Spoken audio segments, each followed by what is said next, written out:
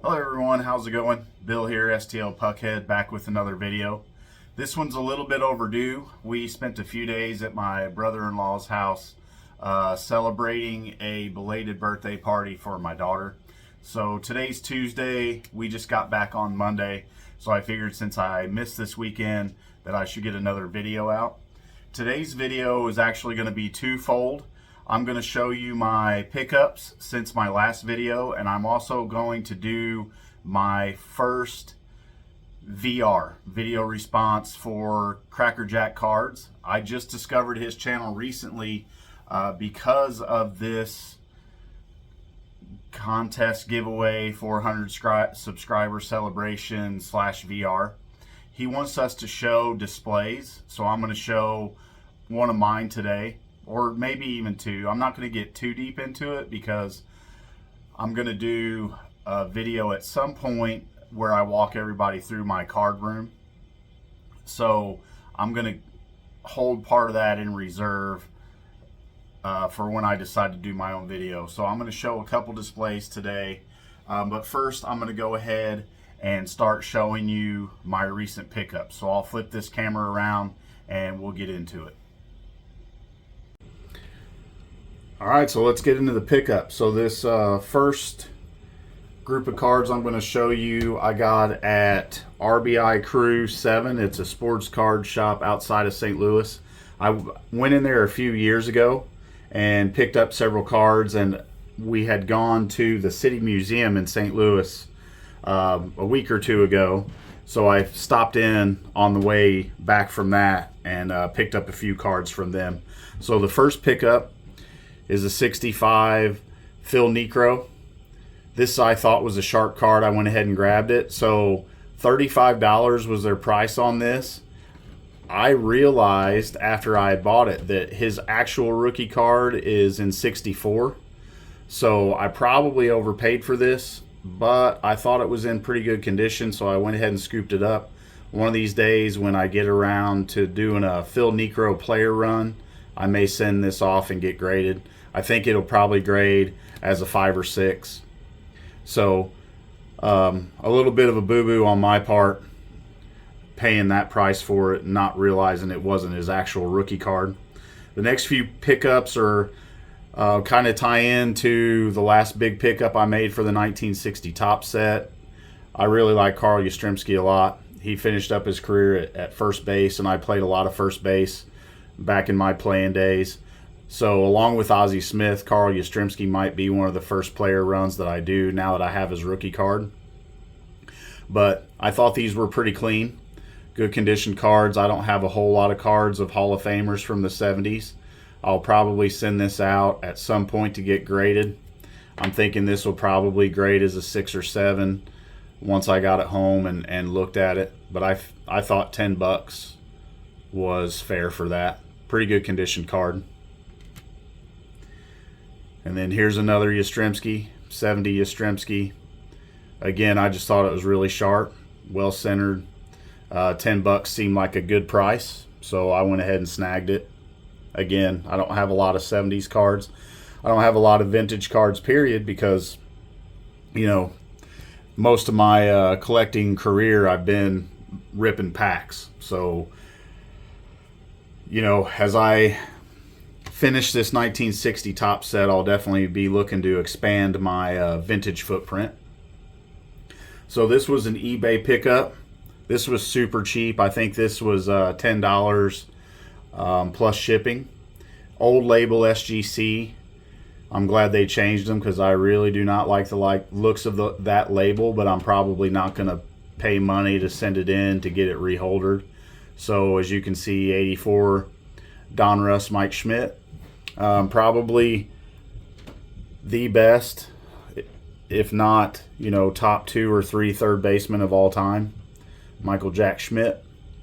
Again, I really like these 84 Donruss cards. If you haven't watched the channel, I've kind of been going on a run where I've been picking quite a few of these up here lately. I never got to open these as kids, or as a kid. So when I was younger, you know, you could find tops at a lot of places. We were able to find cards, but we couldn't find Donruss and Fleer a lot. So back when I was younger, we kind of thought that the Donruss and Fleer were cooler than the Topps because Topps were everywhere and we had a lot harder time finding the other ones. So this one is just a Cardinal fandom pickup. Vince Coleman's Topps traded rookie card. He is, you know, a part of all those great Whitey ball teams in the 80s that I remember so fondly. Vince Coleman was just a great player. Just had a special set of talents that you didn't get to see on the baseball field very often. He wasn't a great hitter. You know, he was a guy that would just kind of try to slap the ball on the ground and beat the throw out to first base. I think his highest average he ever had for a season was around the 280 range or so. But once he got on first base, it may as well have been a triple because it seemed like every time he was going to steal second and third. I think he had 3 consecutive seasons, don't quote me on that, somebody can correct me in the comments, where he stole 100 bases or more. So Vince Coleman's just one of my all-time favorite Cardinals. I had to pick this rookie card up. It was super cheap. I want to say it was $25 including shipping. So I'll add that to my all-time great Cardinal rookie card display. And then last but not least, this is probably the biggest pickup. Well, this is the biggest pickup out of the group. I got this off of eBay. I've been getting more into autographs here lately. And so this was super cheap because it's an 8x10. But Stan Musial autograph. I mean, Stan the man, he's got to be at least in the top 10 greatest baseball players of all time. One of my all-time favorite Cardinals. Unfortunately, his career was over before I came around, but he was very involved in the city of St. Louis, very involved with the Cardinals franchise still, until he passed away a few years ago. Obviously, Stan Musial autographs aren't rare because he autographed just about anything you put in front of his face, but I'm happy to add this to the collection. As you can see, I keep banging my camera. It has a JSA certification. This was either $32 plus shipping or $37 plus shipping, somewhere around there. But to get a Hall of Fame autograph of a player as iconic as Stan Musial, I'll do that every day and twice on Sunday. So those are some pretty cool pickups that I'm happy about. Happy to add to the collection. So I'll go ahead and cut this video, and then I will do my video response to Cracker Jack cards and show a couple displays. All right, so bear with me. I'm holding my camera in my hand, so it might be a little shaky. But this wall display I just put up recently of the stars and Hall of Famers I currently have so far for the 1960 Topps set. I believe I need about 25 or so left for, at least for the Hall of Famers. There's the Yastrzemski that I picked up recently. Sorry about the glare. And then there's the Rival All-Stars with Ken Boyer, Mickey Mantle, that I love so much. And then there's the Mickey, which I showed on one of my first videos on my channel. And then these are the current 3 All-Stars that I have for the set. So as you can tell, I still have a long way to go, but I've gotten a lot of the bigger cards knocked out of the way. So I may move these shelves up here in the future so I can fit more of these cards on the wall as I have more of them to add to the collection. So there's that. Now, this second part that I'm going to show you here is a display case. So when I was younger, my brother and I, our plan was when we grew up, if we weren't both Major League Baseball players, which clearly didn't work out, we wanted to open up a baseball card shop. Well, we never did that, but I thought it would be cool when I set up this card room if I took part of it and set it up as a baseball card shop, since my brother and I always wanted to have one. So all these cards I have in this display case have prices on them. And these are some of the big cards from the junk wax era.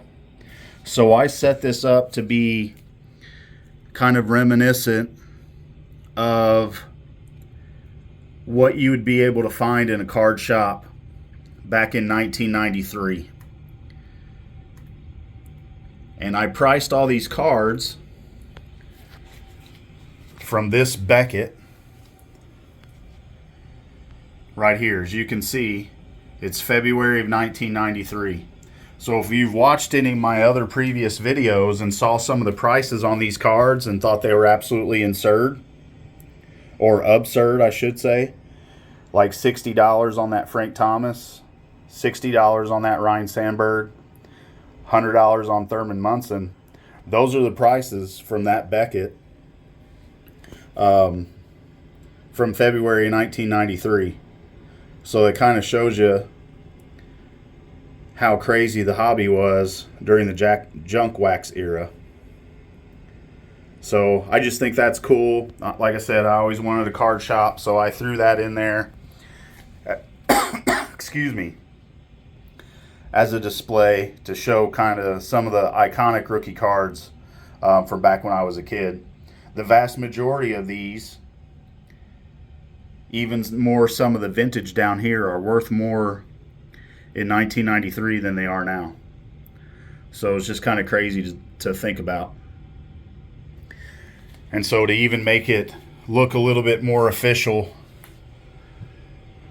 my wife had the idea of putting up an employees only sign on the door. That just goes back to an unfinished part of our basement. So just kind of cheesy, but we thought it was super cool. And I really like this room a lot. I'm happy to have my own space to do videos and go through cards and all that stuff. These are some of my favorite graded cards that I have in my collection that are in this display case. So this is my first VR. Again, it's for Crackerjack Cards. He just hit 400 subscribers. If you're not subscribed to his channel and haven't checked it out already, please do so. Seems like he's a really good guy. Has a great collection. I just discovered him earlier today, thanks to Lou Rock for pointing this VR out to me. So, hope everybody's having a good one. If you would, do me a favor, throw this video a like, subscribe to the channel if you haven't already. I just hit 130 subscribers the other day, so I'm hoping here in the next couple months or so I can hit 200. But until then, everybody have a good one, and I hope you're all doing well.